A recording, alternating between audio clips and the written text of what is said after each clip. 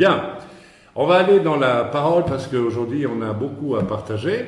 Moi j'ai un tout autre message, mais c'est bien, on se complète. Oh là là, j'ai refermé mon chumash, je n'aurais pas dû. Nous allons, alors comme on fait d'habitude, ma chérie, je vais distribuer un peu ta Bible, merci. Nous allons, pour une fois, inverser les choses. Nous allons aller d'abord dans le chumash. Et puis nous irons en Brit Hadasha. D'accord? Et dans notre chumash, alors j'ai intitulé, retenez parce que vous avez tout le message là-dedans, c'est aller jusqu'au bout. Il y a une parole qui m'a été donnée par un vieux pasteur des Assemblées de Dieu à ma conversion, ou un an après ma conversion, où santé, bon, moi j'étais bouillant pour le Seigneur, et puis déjà on parlait de m'envoyer une école biblique, etc. Heureusement, cela n'a pas permis. Donc c'est très bien, ça m'a évité de m'engluer dans des fonctionnements pyramidaux et autres. Et ce vieux pasteur, néanmoins, m'a dit, frère, tu as beaucoup reçu du Seigneur, mais fais attention, l'important n'est pas comment tu vas commencer, parce qu'on commence, non, on est bouillant, on est rampé, c'est vrai. Mais ce qui est important, c'est comment tu vas finir. Et j'aimerais vraiment attirer notre attention sur le finir. Ces jours-ci, j'ai réalisé vraiment que je vieillissais, parce que tout le monde vieillit. Je vais avoir 68 ans, donc dans 2 ans, j'aurai 70 ans, 70 ans pour les Belges et les Suisses et les Israéliens. Shivim, pas Shishim Veshmone, ok. Alors, quand on vieillit, et puis on a plus, c'est pas qu'on a moins d'amour, non, mais plus de difficultés aussi, parfois simplement nerveuses, ou comment dire, physiques, à supporter, n'est-ce pas, tout ce qu'il faut supporter. Notre frère, il a été responsable aussi d'œuvres, il sait ce que c'est. C'est parfois, c'est vrai, c'est un fardeau, hein, c'est lourd, hein, de devoir dire aux gens des choses qui sont pas faciles, et puis, ça use, ça fatigue, enfin, il faut le faire. C'est un job, c'est lourd, c'est fatigant. Et ces temps derniers, effectivement, nous avons eu tellement de contrariétés très lourdes depuis Jérusalem, vous êtes au courant, hein, vraiment un harcèlement de la part de l'ennemi, il faut bien le dire, pour nous décourager à travers toutes sortes de choses. que j'ai dit au Seigneur, je me demande si je ne ferais pas bien d'arrêter parce que je ne peux plus, je suis au bout. Et le Seigneur, n'est-ce pas, dans ses voix douces et calmes, il me dit, ah bon? Tu m'as dit un jour dans une réunion, quelqu'un prêchait, dans une assemblée de Dieu d'ailleurs, quel est celui qui veut être dans les chaînes pour Jésus-Christ? Et tu as levé la main, je te signale qu'un vœu avec moi, on ne peut jamais le rompre. Donc, bon, ça va, Seigneur, je vais aller jusqu'au bout. Mais on peut être tenté, l'ennemi peut aussi essayer de nous arrêter, en nous décourageant, en nous faisant voir trop de choses, trop de problèmes. Et il y a un piège, c'est-à-dire qu'on peut dire à un moment donné, j'arrête. Non, c'est justement là qu'il faut continuer. C'est ce que je vais essayer de développer devant vous avec la parole de Dieu en lisant d'abord Parashat Matot. On va commencer par la Parashat. Vous allez voir, il y a question de vœux. Alors, je ne vais pas rentrer dans le détail d'un point de vue halachique de tout cela, mais je vais extraire l'essentiel. Donc, Bamidbar, livre des Nombres, chapitre combien 30, pardon, voilà. Donc c'est après Pinchas, ceux qui ont un chumash. Voilà, donc je ne vais pas être trop long, je ne vais pas trop détailler, je vais essayer d'aller juste à l'essentiel. Hein. Voilà, aller jusqu'au bout. Et je pense que nous pouvons tous, à un moment donné, arriver à ce point où on se dit, j'en peux plus, je suis à bout, j'ai plus de force. Justement, parce que tu n'as plus de force, c'est là que Dieu va faire des choses d'une manière extraordinaire. C'est peut-être là que Dieu va te faire vivre les choses les plus fortes de tout ton ministère, ton appel. Que tu sois chrétien ou juif messianique, que tu sois apôtre, que tu sois évangéliste, que tu sois ancien, par exemple, que tu sois diacre, que tu sois épouse de chrétien, qu'importe. Je pense que ce moment-là est le plus... Je ne sais pas pourquoi ça me dit d'insister là-dessus, ça va correspondre à peut-être votre état d'esprit, certains. Surtout quand vous êtes le plus découragé, c'est là qu'il faut dire, Seigneur, je me confie en toi. Et je renonce à tout découragement. À peu près, vous allez me dire, c'est facile à dire. Ben oui, c'est facile à dire. Donc dites-le. Alors, Moshe parla au chef des tribus des enfants d'Israël en disant, voici la chose qu'a ordonné Hachem. Si un homme fait un vœu à Hachem ou prête serment pour imposer une interdiction à sa personne, il ne profanera pas sa parole. Exemple, Chaim a entendu quelqu'un prêcher il y a presque 30 ans, ou je ne sais plus combien, enfin bref, qui veut être dans les chaînes pour Christ, il a levé la main. Ben, Dieu l'a vu. Et Dieu me l'a rappelé. Hein. Non, tu n'as pas le droit. Souvent, je me demandais, c'est après ce que je pourrais avoir des vacances, parce que pour me poser. Ça m'a dit, quand je déciderai. Jusqu'à présent, il ne m'a jamais dit. Alors, je suis dans les chaînes et puis je ne prends pas. Voilà, c'est tout. J'ai lu un jour un message d'un serviteur que je respecte beaucoup, qui disait qu'il trouvait anormal les chrétiens qui ne prennent jamais de vacances. Ben, je dis, mon cher ami, là, c'est une théorie très humaine. Il avait l'air presque dire c'est de l'orgueil.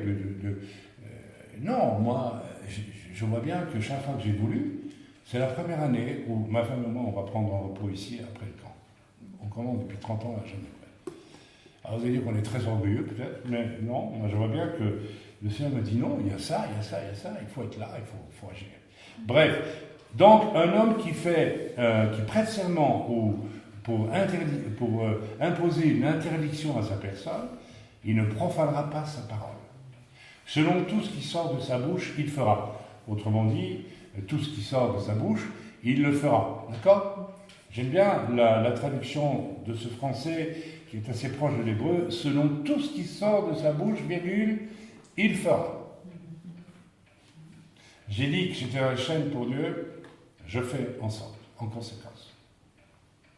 Je décide que je viens au refuge pour donner un coup de main, je le fais. Autrement, je suis un parjeu. Attention, hein.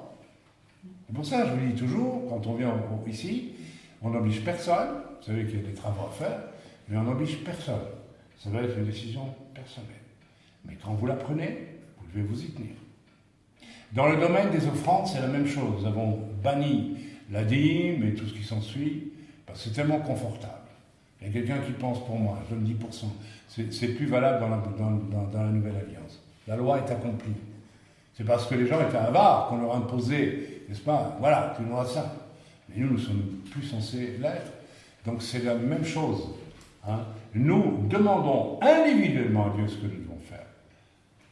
Et nous le faisons. Ou nous ne le faisons pas. Ne le faisons pas, c'est notre responsabilité.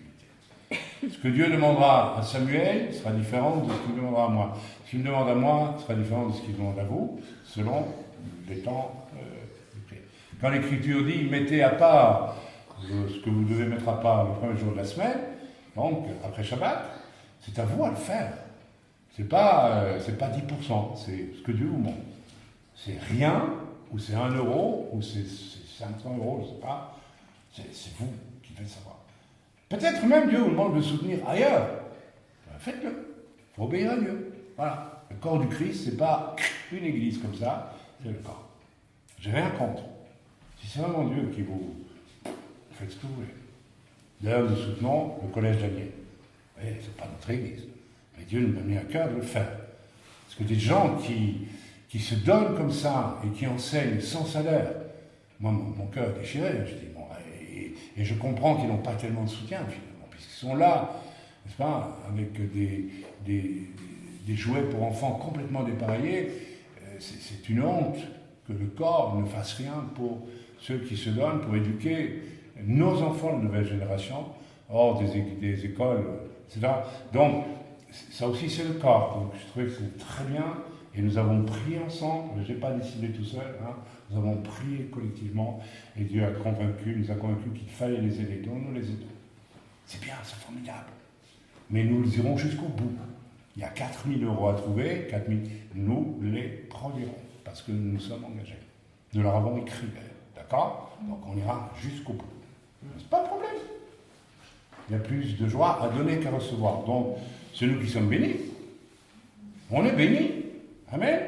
On continue. Et si une femme fait un vœu à Hachem, Hachem, ça veut dire le nom. C'est le nom. Hein. Hachem. Ou, non, c'est le nom. C'est le Yod et Vavé, en fait, hein, qu'on ne prononce pas. Bon, on s'impose une interdiction dans la maison de son père. D'ailleurs, en hébreu, il n'est pas mis Hachem, il est mis Yod et Vavé. C'est mis Yod et Vavé. Donc, on pourrait dire, si une femme fait un vœu au Yod et Vavé, Hachem, le nom de Dieu. On parle un jour du nom. Dieu a un nom, c'est Yod He Vavé. On peut, voilà, est-ce qu'il faut le prononcer ou pas? On verra ça une autre fois. Où s'impose une interdiction dans la maison de son père dans sa jeunesse, et que son père ait entendu son vœu ou son interdiction qu'elle a imposée à sa personne, et que son père ait gardé le silence à son sujet, tous ses vœux seront en vigueur. Et toute interdiction qu'elle a imposée à sa personne sera en vigueur. Mais si son père l'a retenu le jour où il l'a entendu, tous ses vœux ou interdictions qu'elle a imposées à sa personne ne seront pas en vigueur, et Hachem lui pardonnera quand son père l'a retenu. C'est extraordinaire.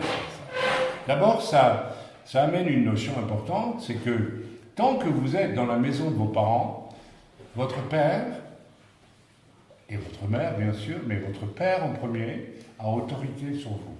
Et vous pouvez, selon la halakha, selon la loi juive, vous pouviez, parfois de manière inconsidérée, comme je l'ai fait moi aussi, faire des vœux à Dieu que vous n'êtes pas capable de remplir, qui sont un peu des vœux, peut-être de vantardise aussi, ou que sais-je. Et là, le Seigneur, il dit, si le Père décide que ce vœu est un peu, voilà, un peu sot peut-être, ou vaniteux, etc., il peut dire stop, ce vœu devant Dieu, il est bloqué.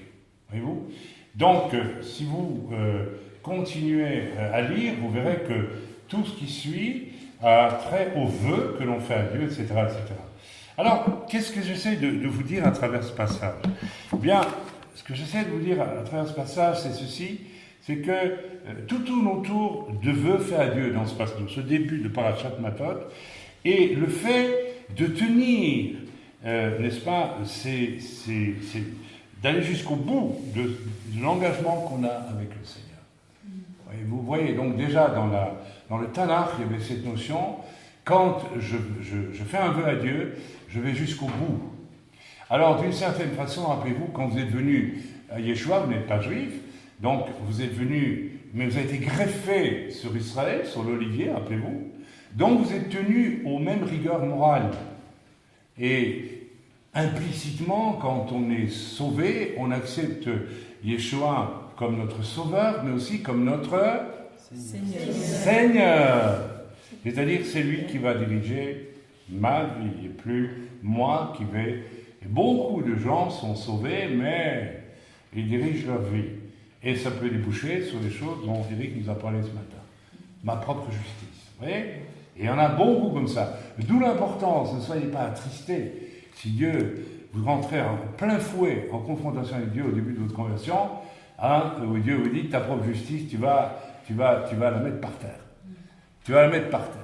Parce que tu vas comprendre ce que c'est, que non seulement être sauvé, c'est très bien, mais je te signale que c'est moi qui t'ai sauvé. Hein. Et à quel prix ? Et à quel prix ? Toutes tes douleurs, toutes tes souffrances, tous tes problèmes ont été épongés, si j'ose dire, que Dieu me pardonne de parler ainsi, à la croix. Dans mes souffrances, dit le Seigneur, dans les souffrances de mon Fils, dans les souffrances de Dieu lui-même, on est compte, a souffert à notre place. Tout ce qu'il fallait souffrir et qui nous concerne, dans le mal, etc., etc. Alors, pouvons-nous garder une once de liberté, enfin, je veux dire, de fausse liberté face à un Dieu pareil? C'est pas possible. Donc, il y a un vœu implicite quand on se convertit, ma vie t'appartient. Ma vie est à toi. Tu en feras ce que tu voudras. D'ailleurs, tu en feras quelque chose de formidable. Ce n'est qu'un tremblin pour aller dans l'éternité et jouir. Ou alors on ne croit plus en Dieu, hein, tout pas. Mais vous croyez en Dieu, vous croyez.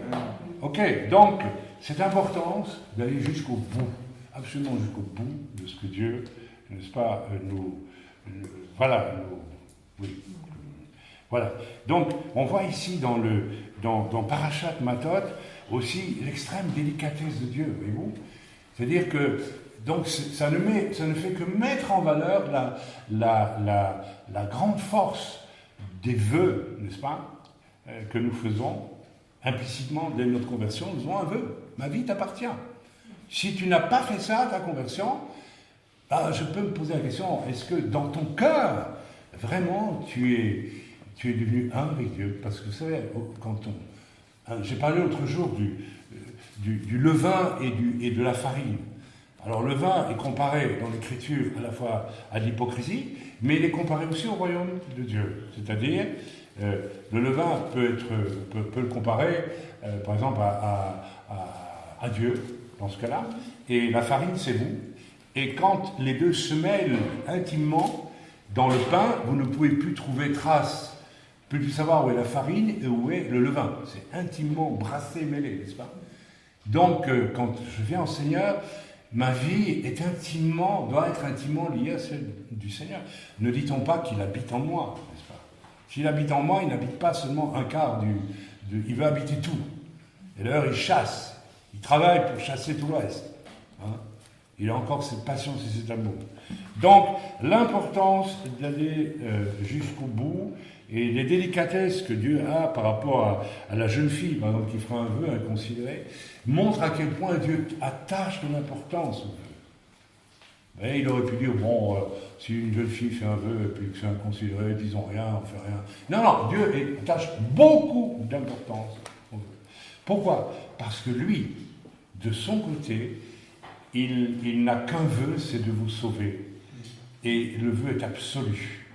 Donc il demande de notre part une réponse absolue. Absolue. Que nous ne sommes pas capables de donner dans l'absolu, mais que Christ en nous, Yeshua Mashiach, qui a pu accomplir tout ce qu'il fallait pour un salut absolu, peut développer en nous et faire naître en nous. En d'autres termes, plus je grandis, plus je dois être un avec le Seigneur. Ça, c'est vrai, mais plus je peux à un moment donné arriver aussi, et je pense que ça nous arrivera à tous, à un moment donné, où le diable n'a plus qu'une arme, c'est de nous assaillir de fatigue, de découragement, de tristesse, de toutes sortes de choses, mais ne soyez pas surpris. C'est à ce moment-là qu'il faut dire, allez, J'irai jusqu'au bout. J'irai jusqu'au bout. On va lire maintenant, je vous avais promis qu'on serait un peu plus bref, donc c'est bien. Oh, ben, il est 11h15, donc ça va. On peut prolonger jusqu'à 2h au moins. Alors on va aller dans... Non, rassurez-vous. Acte 28, nous allons lire Acte 28. Oui, on va voir le rapport entre Brit Hadasha et puis le Chumash ce matin. Acte 28. Voilà. Alors, allons dans Acte 28. Acte 28. À partir du verset 11. Alors là, moi je me régale, hein, c'est la lecture quotidienne, pour le moment c'est incroyable, tout ce qu'on trouve. Voilà. Après, donc, Paul vient donc de connaître l'épisode du naufrage, hein, de ce navire qui va le conduire à Rome, enfin vous connaissez toute cette histoire. Et puis nous avons vu de manière magistrale comment le prisonnier des Romains devient celui qui finalement dirige la barque. C'est quand même incroyable. Donc le chrétien, n'est-ce pas, que tout le monde veut enfermer, mettre en prison, etc. On a vu précédemment que quand il est mis en prison, eh bien, moi j'ai beaucoup aimé ce passage où la nuit, des anges viennent le libérer. Et puis donc le Sanhédrin met Paul en prison. C'est Paul, hein? Oui, c'est ça? Ou c'est Pierre? Non, c'est Paul. C'est Paul, c'est ça. Et alors il est en prison et le Sanhédrin se dit, bon, nous on va dormir maintenant, Paul est en prison, demain on va l'amener dans le Sanhédrin et puis on trouvera un moyen pour le zigouiller, quoi, hein, pour le... Fini, terminé. Alors il se couche, messieurs religieux, hein, qui eux confondent beaucoup la cause avec la conséquence, généralement, énormément. Les religieux, la religiosité, ça part aussi d'une confusion entre la cause et la conséquence dans les cas. Oui, c'est clair, il suffit de voir. C'est pas... Alors évidemment, ils vont dormir, là, on les imagine heureux et replets dans leur duvet, pendant que Paul, et puis un ange qui vient, et il sort Paul de prison, il ouvre la porte, et Paul, directement, qu'est-ce qu'il fait? Il va dans le temple, il prêche le matin. Le Sanhédrin se réunit. Allez, ne cherchez Paul. Il va pas. Et puis, on ne le trouve pas en prison. Il est en train de prêcher dans le temple. Je trouve ça extraordinaire. Donc lui, il allait jusqu'au bout. Hein, parce qu'il savait, de toute façon. Et on voit ainsi que Paul, malgré les persécutions, il va être battu, il va être lapidé, laissé pour mort, calomnié. Paul, tout au long de son ministère, il est là pour le calomnier. Tout au long. C'est tout le temps. C'est un modèle vraiment de... Donc ne soyez pas surpris si vous êtes calomnié. Soit c'est vrai, alors là, repentez-vous. Mais si c'est pas vrai, ne soyez pas surpris. Hein. Moi, je suis calomnié depuis 30 ans. Ah bon, j'ai jamais trouvé le moyen de faire cesser ça. Il faudra peut-être qu'un autre chose comme Paul, j'allais trouver l'empereur, et là, je vais le faire. Je vais prendre un avocat parce que c'est biblique, et je vais écrire au roi des Belges. Écoutez, voilà, ça suffit. Ça, ce sont des mensonges, et... Voilà, une institution d'État a avalisé des mensonges sans chercher à vérifier rien du tout. Hein, c'est ça. Hein. Donc, je vais le faire, parce que Paul aussi l'a fait. Peut-être que là, ce sera la fin de ma vie, comme pour Paul, parce qu'après, voilà, il a voulu voir l'empereur, hein, il était romain, et on ne sait pas où ça aboutit vraiment, puisque son histoire finit sur 3 petits points. Voilà. Il n'y a pas les 3 petits points, mais on peut les écrire. Alors, on lit ensemble. Donc, c'est après le naufrage. Voilà, après un séjour de 3 mois, nous embarquâmes. Donc, ils sont allés sur l'île de... Ils étaient sur l'île de... Malte, où Paul, n'est-ce pas, a voulu faire un feu. Et il a pris des brindilles, un serpent, et vous connaissez la suite. Hein. Et puis, le serpent, il l'a jeté dans le feu. Il n'est pas mort. Et les barbares, avait-il dit, et ont vu ça, n'est-ce pas. Alors, Paul a pu... Encore un exemple par lequel on voit que très souvent, Dieu utilise des miracles, pas toujours, mais souvent, pour ouvrir la porte à la prédication de l'Évangile. C'est un des thèmes que nous devons développer à la rentrée, puisque nous terminons beaucoup en rue, n'est-ce pas, partout, mais il y a eu souvent cette fausse idée que les miracles et les signes, c'était pour les serviteurs, alors qu'il faut vraiment changer complètement le braquet, c'est pour tout le monde. Il ne s'est pas mis dans la Bible que les miracles, les guérisons, etc., ou les 9 dons spirituels, quels qu'ils soient réservés uniquement à des serviteurs. Bon, on travaille là-dessus pour le moment. C'est encore un des entretiens qu'on doit faire de l'horlogerie chrétienne intérieure au niveau des doctrines. Hein. Voilà. Alors on lit donc, après un séjour de 3 mois, nous nous embarquâmes sur un navire d'Alexandrie, qui avait passé l'hiver dans l'île et qui portait pour enseigne les dioscures. Ce devait être des divinités grecques ou romaines, non romaines, puisque des Romains, je ne sais plus ce que c'est que les dioscures. Bref, donc c'est un bateau qui était dédié aussi à des divinités romaines. C'est intéressant de le dire comme en passant. Ayant abordé à Syracuse, nous y restâmes 3 jours. De là, en suivant la côte, nous atteignîmes Reggio, et le vent du midi s'étant levé le lendemain, nous fîmes en 2 jours le trajet jusqu'à Pouzole, où nous trouvâmes des frères, qui nous prièrent de passer 7 jours avec eux, et c'est ainsi que nous allâmes à Rome. De Rome vinrent à notre rencontre jusqu'au forum d'Appius et aux 3 tavernes, les frères qui avaient entendu parler de nous. Paul, en les voyant, rendit grâce à Dieu et prit courage.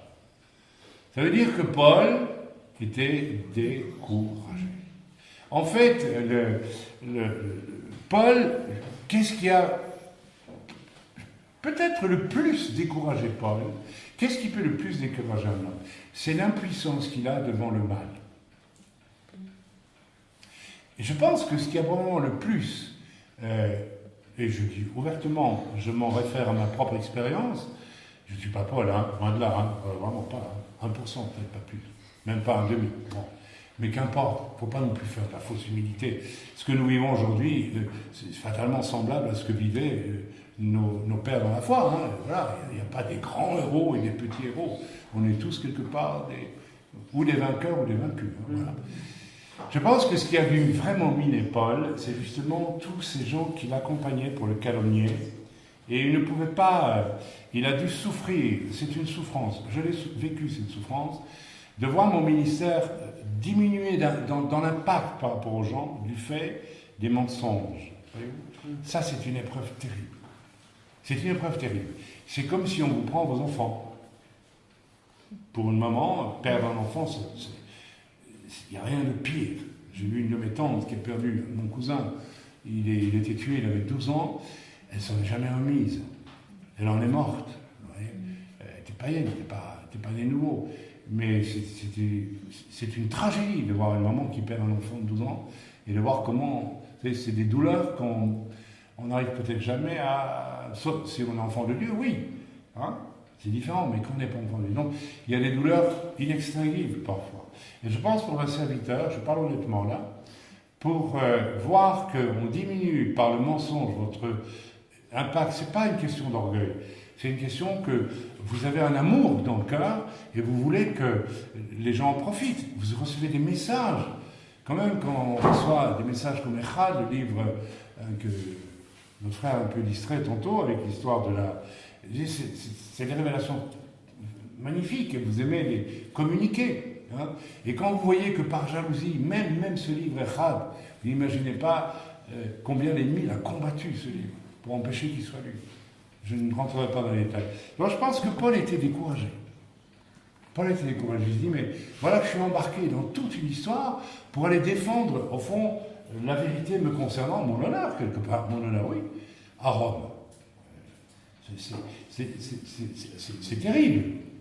Il avait certainement envie de faire autre chose que ça. Il a envie de refaire un tour pour évangéliser dans toute l'Asie, je ne sais pas moi. Et voilà qu'il arrive à Rome. Et il est découragé justement parce qu'il est dans ce processus, il a rencontré plusieurs personnes depuis Jérusalem, je pense, qui vont toutes le renvoyer vers l'empereur, vers Néron. C'était Néron qui régnait à l'époque. C'était Néron. C'est ça, c'est Néron, Vous dites bêtise? C'est un peu après Néron. Non, je crois que c'est Néron. Donc, Paul est découragé. Vous voyez que nous pouvons, à un moment donné, devant les choses contre lesquelles on ne peut pas lutter, et qui nous amoindrissent, qui nous diminuent, qui nous coupent nos ailes, injustement. Mais, bien sûr, nous aurons une récompense dans l'éternité, ça j'en suis convaincu, que tout ce que nous n'avons pas pu obtenir comme couronne, parce qu'on nous aura empêché de faire l'œuvre du Seigneur, eh bien, le Seigneur nous les donnera. Vous savez comment il les donnera ? Parce que ceux qui nous ont empêchés d'avoir nos couronnes, celles qu'ils ont eues aussi en servant Dieu, Dieu les prendra et vous les donnera. Donc attention, ne combattez pas les autres, parce que les couronnes que vous recevrez, elles seront transmises à ceux que vous avez persécutés. Ça, quelque chose de profond. On l'avait découvert en lisant je ne sais plus quel passage, ça, il y a quelque temps déjà. Donc ceci est important. Donc de l'importance d'être innocent, ne combattez pas les autres. Ça ne sert à rien de combattre. D'ailleurs, quand on combat les autres, qu'est-ce que c'est si ce n'est de l'orgueil, on n'a pas de raison dans le monde. Normalement, on devrait être heureux de voir. Je n'ai jamais compris pourquoi dans une ville il y a 2 églises, 3 églises, et puis quelqu'un arrive avec. Et même si c'est quelqu'un qui est un fantaisiste, et il veut commencer. Pourquoi pas? Où est le problème? Pourquoi est-ce qu'il y a cet esprit territorial? C'est affreux, n'est-ce pas, cette chose? Ça n'a rien à voir avec quand les disciples de Jésus vont lui retrouver. Hé, maître, il y en a qui parlent de ta part. Jésus va dire, mais ceux qui assemblent avec moi, laissez-les faire. Qui assemblent à mon nom. Donc ça, c'est important. Bon, bref, on en revient à Paul qui, lui, est découragé. Et là, il prend courage. Il prend courage. Ce sont les petits frères qui sont là, il ne les connaît même pas. Vous voyez, il a un cœur simple aussi, Paul. Il est encouragé. Lorsque nous sommes arrivés à Rome, on permit à Paul de demeurer dans un domicile particulier avec un soldat qui le gardait. Vous voyez. Et au bout de 3 jours, Paul convoqua les principaux des Juifs. Vous voyez, il a repris, il va aller jusqu'au bout. Il va aller jusqu'au bout, il reprend courage. Et on sent qu'il arrive vers sa fin, là. Mais la façon de terminer est plus importante que la façon de commencer. Vous voyez ce que je veux dire ici? C'est sûr qu'on va tous être usés à un moment donné, on va tous être fatigués, mais il faut finir. Comme je l'ai dit hier, Shabbat, c'est l'occasion de vérifier si j'ai bien fini les choses. Donc, je peux soit me décourager et rétrograder en exigence, soit non, je vais jusqu'au bout et j'accomplirai les tâches que l'Éternel a pour moi.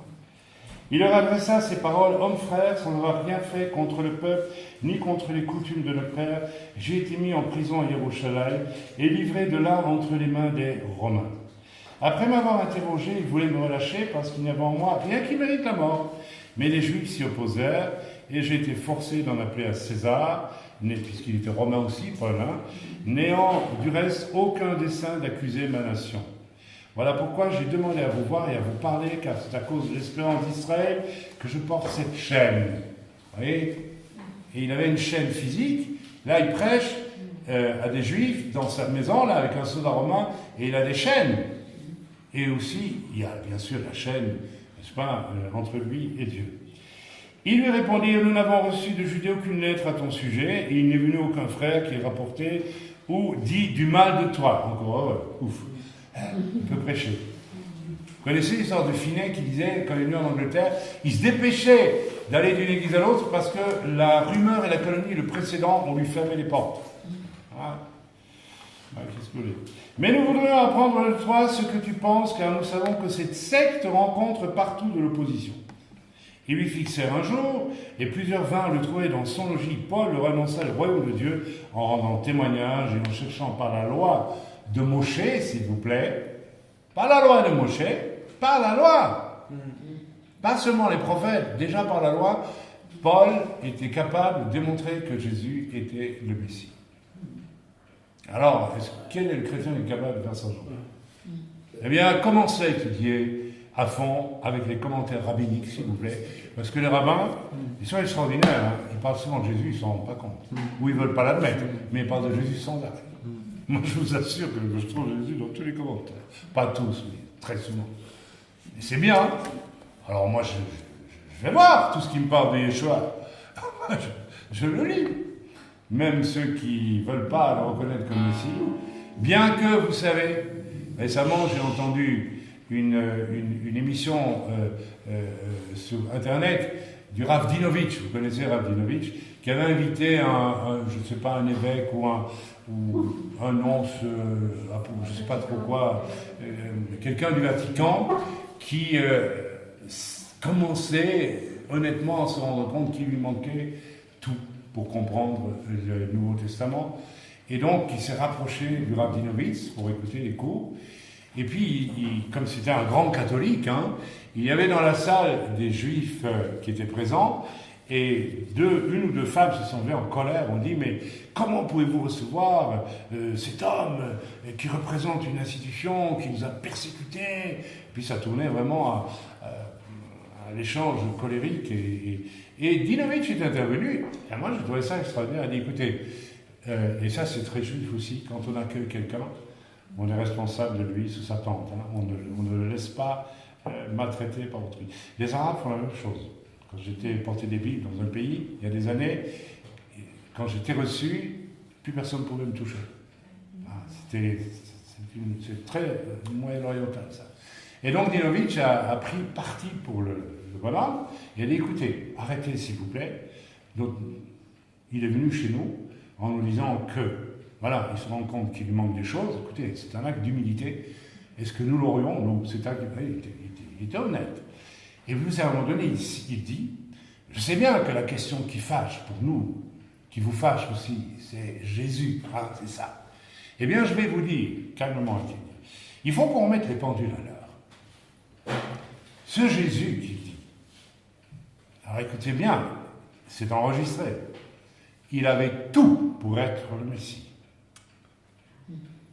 C'est un rabbin qui vous dit ça. Il s'est trompé sur un point, quand il a déclaré qu'il était fils de Dieu. Mais pour tout le reste, il aurait pu être le Messie. Dans la pensée juive, il pouvait être le Messie. Mais il s'est trompé en disant qu'il était fils de Dieu. Donc on ne peut plus l'accepter. Mais vous vous rendez compte? C'est extraordinaire. On n'a jamais entendu ça dans le rabbin il y a encore 10 ans. Vous voyez que on approche de temps assez extraordinaire quand même. Voilà, je continue, je termine. Vous voyez que ce sera très court ce matin. Voilà, les uns, donc parmi les Juifs qui étaient là, furent persuadés par ce qu'ils disaient. Ah pardon, je reprends, excusez-moi. Voilà, en rendant témoignage et en cherchant par la loi de Moshe et par les prophètes à les persuader de ce qui concerne Yeshua. L'entretien dura depuis le matin jusqu'au soir. Ah, c'est bien ça. Toute une journée autour de la Torah, du Tanakh, hein, la loi, les prophètes. Et, les uns furent persuadés par ce qu'ils disaient, les autres ne crurent point. Comme ils se retiraient en désaccord, Paul n'ajouta que ces mots.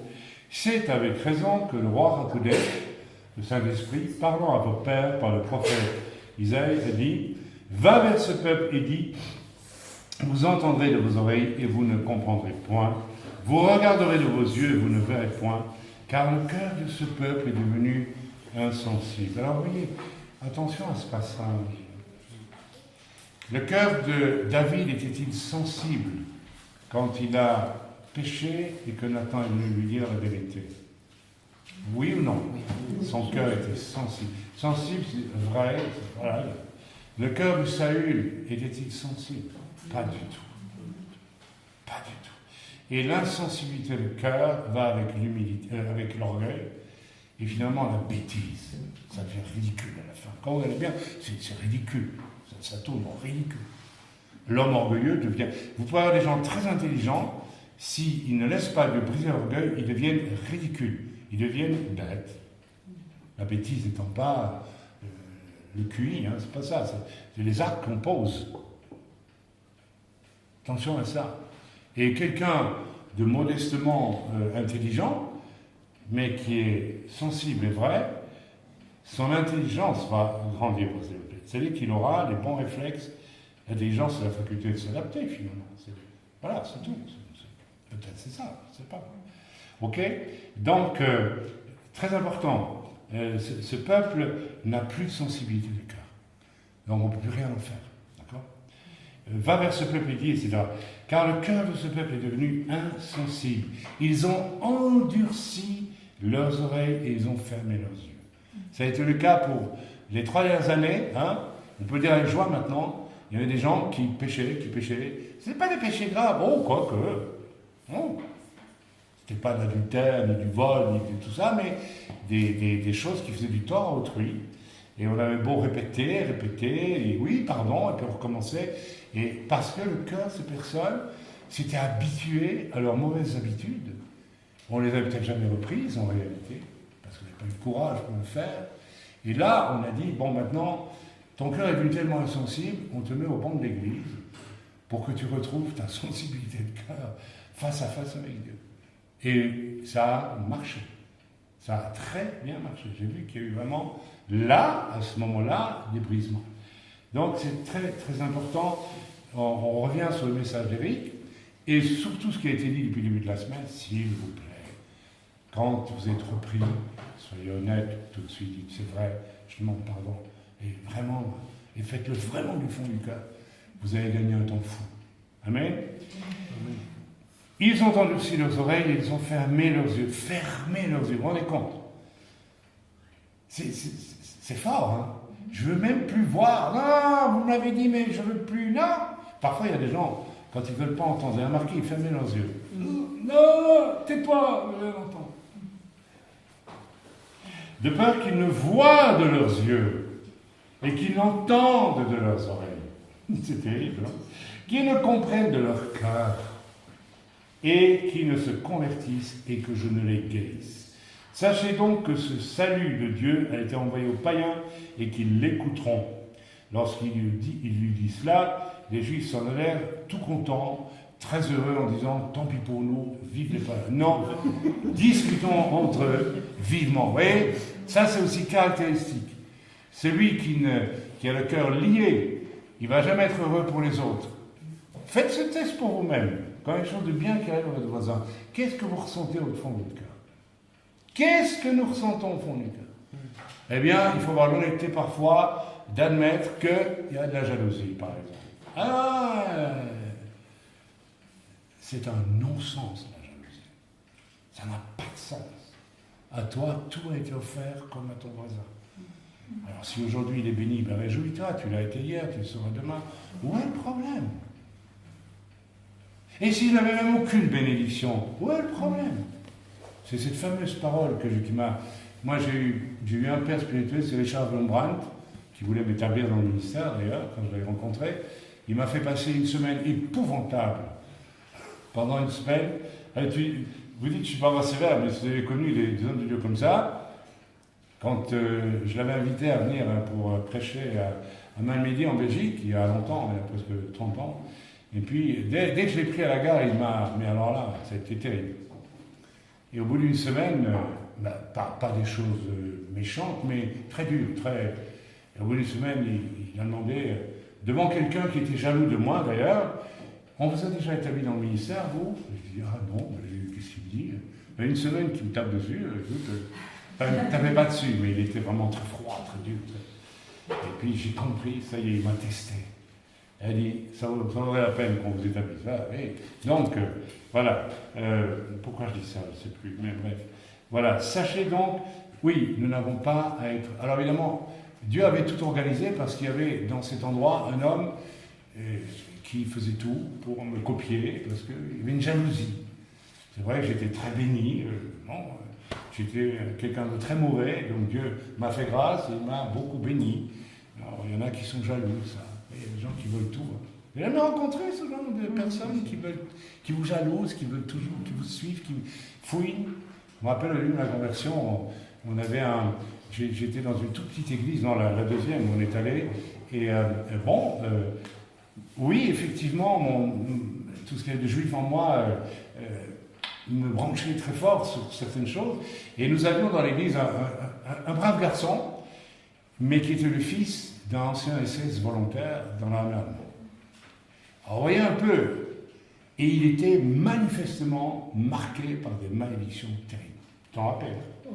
Il était même mentalement un peu diminué. Il y avait quelque chose, il avait vraiment des malédictions terribles. Son père avait participé probablement à des Einsatzgruppen pour éliminer des juifs en Pologne, en Russie. Et le fils est devenu chrétien, mais il était marqué, on le voyait. Si je le revoyais aujourd'hui, je ferais peut-être un temps de prière avec lui. Et alors c'était inouï de voir, mais c'était incroyable. Hein. Dès que j'ouvrais la bouche dans l'église, il copiait ma prière. C'était maladif, peu autrement. Alors je vais vous faire rire une seconde parce que c'est amusant. Un jour, on décide qu'on va aller faire toutes les maisons de la petite ville où on habitait, une ville de 3 000, 4 000 habitants, pas plus. Et donc, on fait la carte de la ville, on fait toutes les rues, et de maison en maison, on frappait, etc. Alors, je pars avec lui, et puis on se dit, bon, il y en a un qui va sonner, et puis un autre qui prie derrière, et puis on essaie de parler de Jésus, quoi, tout simplement. Alors on commence, et il me dit, ah, je commence, toi tu... Ah, oui, d'accord, je prie. Et puis il sonne un peu à la maison, et alors Avant même qu'il ouvre la bouche, ah non, le témoin de Jéhovah, on n'avait pas, affichez-nous la paix. Blanc, la porte. Oh. Bon, on va à la suivante, même chose. La troisième, même chose. Puis il me dit, oui, c'est probablement un mauvais endroit. Écoute, j'ai pas eu de chance, alors prends le relais. Donc je prends le relais, et puis il se met derrière pour prier, et la première porte qui s'ouvre, oui, bonjour, etc. Ah oui, d'accord, c'est... Ah, et toute la rue, je vous assure, toute la rue comme ça. Il voulait tout le temps changer, et puis chaque fois, c'était le... Donc, mais je l'aimais beaucoup, vous savez, je l'aimais beaucoup, franchement. D'abord parce qu'il était d'expression allemande, je suis né en Allemagne, j'ai une grande affection pour l'Allemagne, vous le savez. C'est pas une question, voilà, je suis né en Allemagne, mais je connais bien, Dieu m'a fait aimer ce pays, donc c'est une très bonne chose. Alors on continue. Lorsqu'il eut dit cela, les Juifs s'en allèrent, discutant vivement entre eux. Paul demeura 2 ans entiers dans une maison qu'il avait louée, et l'horloge sonnait certainement dans sa maison qu'il avait louée, comme vous l'entendez. Il recevait tous ceux qui venaient le voir, prêchant le royaume de Dieu et enseignant ce qui concerne le Seigneur Yeshua HaMashiach en toute liberté et sans obstacle. Après, silence. On ne sait plus rien de Paul. Donc Paul est allé jusqu'au bout. Il a connu le découragement, croyez-moi. Et quel découragement c'était pour lui. Passer son temps de prison en prison, devant Festus, devant je ne sais plus qui, et dans des navires qui font naufrage. Et d'accord, où Dieu lui a donné de l'autorité, tout ce que vous voulez, le navire, voilà, il a dit le navire sera perdu, mais tous les marins seront sauvés. Mais il n'a pas amené beaucoup d'âmes au Seigneur pendant ce temps-là. Or, le désir de Paul, c'était ça, probablement, plus que toute autre chose.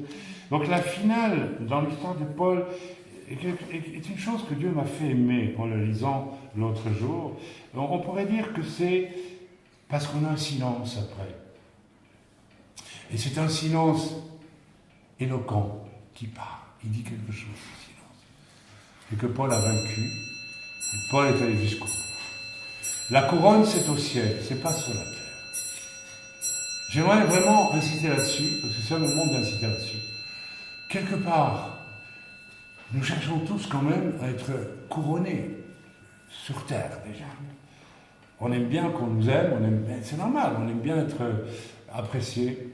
Mais au fond, est-ce que c'est important d'être apprécié ou pas? Non, c'est pas important d'être apprécié.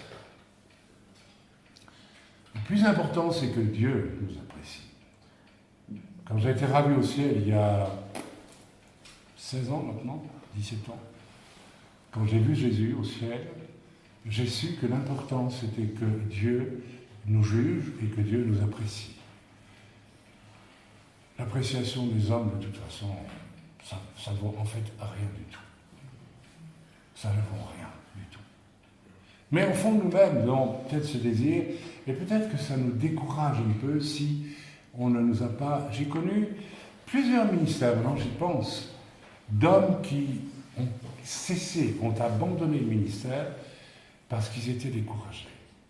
Notre ancien pasteur des Ardennes, n'est-ce pas, a abandonné le ministère parce qu'il a cherché désespérément une dénomination où il pourrait se sentir bien. Il n'a jamais trouvé, évidemment, pour cause. Il a abandonné. Je pense que c'est une erreur. J'espère qu'avant de mourir, je n'ai plus de contact avec lui, hein, mais mon cœur est toujours aussi heureux quand je pense à lui. J'espère qu'avant de mourir, il va se ressaisir et il va dire, bon, allez, je sers Dieu jusqu'au bout. C'est extrêmement important. Extrêmement important. Il y a 2 silences possibles. Soit le silence de votre découragement et votre échec, notre échec possible, soit le silence de Dieu à la fin, mais qui est le sas de passage entre la vie sur cette terre et l'arrivée au ciel, où je vous assure, je n'aime pas en parler trop, mais quand j'ai vu le Seigneur au ciel, j'ai été stupéfait. Le Seigneur ne m'a fait aucun reproche. Moi, je me sentais comme une peau de banane sèche sur une poubelle à 5 heures du matin dans une ruelle de restaurant. Vous voyez ce que c'était? Je me sentais comme ça. Et vous savez ce que Jésus m'a dit? Il m'a dit merci. Tu as fait de... Voilà. Et puis j'ai vu son regard d'amour. Pas de reproche, juste ça. Cette reconnaissance-là, alors ça ne flatte pas l'orgueil, parce que moi je me sentais misérable. Absolument misérable. Donc, le silence de Paul, dans la Bible ici, le silence qui accompagne Paul, il est éloquent. C'est un silence intéressant, car ça n'a pas l'allure d'une fin ici. Il y a une espèce de... On ne sait pas. Ce qui... La Bible ne nous dit rien. Alors les historiens nous disent que voilà, il est mort à Rome, on ne sait pas. Donc, tout ça, c'est des hommes. Voilà, cette fin, en 3 points, dans l'histoire de Paul, laisse penser que Paul a, n'est-ce pas pensé, d'ailleurs, les derniers versets nous montrent qu'il a continué jusqu'au bout. Il a enseigné les gens qui venaient le voir, prisonnier dans une maison, n'est-ce pas, jusqu'au bout, sur quoi? Sur l'essentiel. Sur le fait que Jésus est le Messie, il est pour nous sauver. D'accord. Il n'a même pas dit qu'il a prié pour les malades. Non, il a de l'essentiel. Il a continué jusqu'au bout. Amen. Voilà. Donc entre le Paul, ça laisse penser que Paul a continué jusqu'au bout l'œuvre qui lui a été assignée dans une espèce de vœu implicite. Quand Dieu le renverse de son cheval sur la route de Damas, et que Jésus lui dit, Paul, Paul, pourquoi tu me persécutes? Paul s'est tu. Mais dans son cœur, il a compris. Et il a fait un vœu implicite. Il a dit, d'accord, je me soumets. C'est Dieu. Vous voyez? Il était dans les chaînes, dans son cœur dès le début. C'est Dieu. Qui suis-je pour résister? C'est Dieu. Et jusqu'à la fin de sa vie, voilà, il fallait être dans les chaînes pour Jésus-Christ. Pourtant, il a été découragé. Il a fallu que 3 petits frères viennent le trouver dans une auberge, chez où, là, près de Rome. Et il a été encouragé. Ça, il y a un message là aussi. Vous n'imaginez pas, très souvent, on pense que les serviteurs, c'est des vaches à lait, qui doivent toujours répondre. Vous n'imaginez pas parfois, il m'est arrivé épuisé. Et puis les gens viennent me trouver pour parler, parfois de Picardie aussi.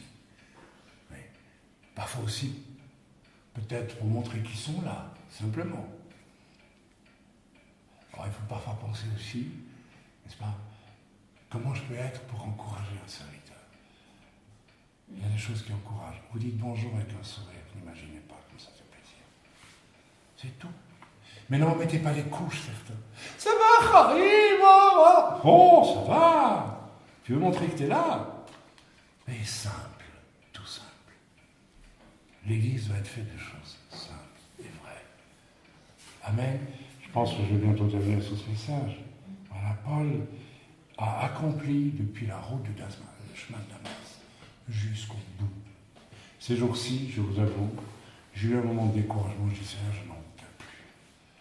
Je suis malade, vous le savez, je m'épuise, je vieillis, avec tous les embarras, les attaques, etc.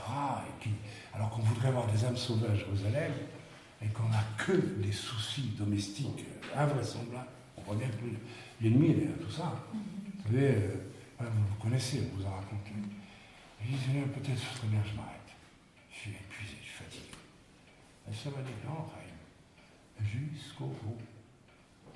Jusqu'au bout, je veux te suivre dans les bons, les mauvais jours.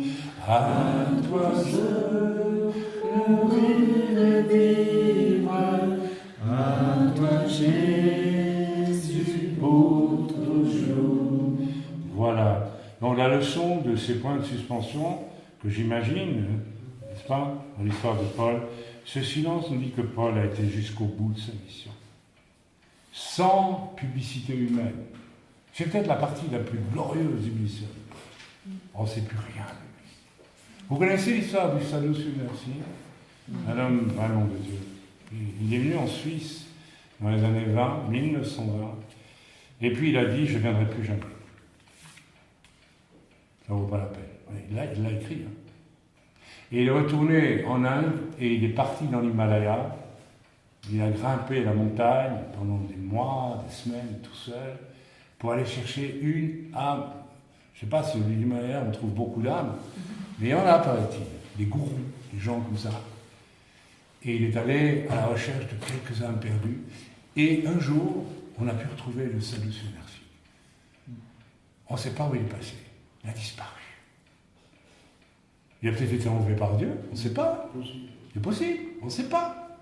Ou il est mort, et Dieu a ramassé son corps, et ensuite, je ne sais pas, comme Moïse. Mais j'aime bien, moi, cette chose. Ça me fait penser à ce que disait Richard Wurmbrand, je ne vous ai pas dit tantôt. Il a écrit un jour que Dieu lui a parlé, il lui a dit « Et si, malgré tout, je t'envoyais en enfer, est-ce que tu me servirais quand même ?» Terrible comme question, hein. Et il a dit oui. Alors le Seigneur lui a dit, maintenant je connais le fond de ton cœur. Pierre, m'aimes-tu? Même s'il y a... Voilà, Dieu veut savoir pourquoi on le fait. J'aime beaucoup ce silence de la fin de la vie de Paul. Et il a servi le Seigneur de manière presque anonyme, discrète. Amen. Voilà, je ne vais pas en dire plus, j'en ai dit assez. Donc si... Mon frère, ma sœur, tu passes par un temps de découragement, je vais te répéter ce que le pasteur, le vieux pasteur Evans des Assemblées de Dieu d'Angleterre m'a dit au début de ma conversion. Frère, tu as beaucoup reçu du Seigneur, mais fais attention, ce n'est pas la façon dont tu commences qui compte, la façon dont tu vas finir. Alors, si vous êtes découragé, vous vous mettez une bonne aiguille dans le derrière, hein, et puis vous vous relevez vite. Non, Seigneur, je vais aller jusqu'au bout avec toi. C'est un test, c'est la plus belle part, j'allais dire, du gâteau de votre vie. C'est ce moment ultime, c'est vraiment, où vraiment Dieu veut savoir si vous êtes dans l'échelle, vous êtes peut-être déçu, découragé, vous n'y croyez plus. C'est à ce moment-là que Dieu veut voir ce que vous allez faire, tout simplement. Amen. Que Dieu puisse continuer à bénir, nous bénir de la sorte dans le bon nom de Yeshua. Amen. Amen.